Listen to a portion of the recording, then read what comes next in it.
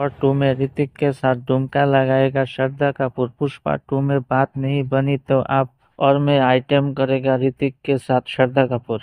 ऋतिक के साथ पर्दे में देखेगा फेजलिंग केमिस्ट्री। आखिर क्या है श्रद्धा कपूर आइटम नंबर का खबर, आइए जान लेते हैं। सदु यश की अपकमिंग मूवी और टूर जुड़ी एक बड़ी खबर सामने आ रही है और श्रद्धा कपूर को स्पेशल डांस करते हुए नजर आएंगे।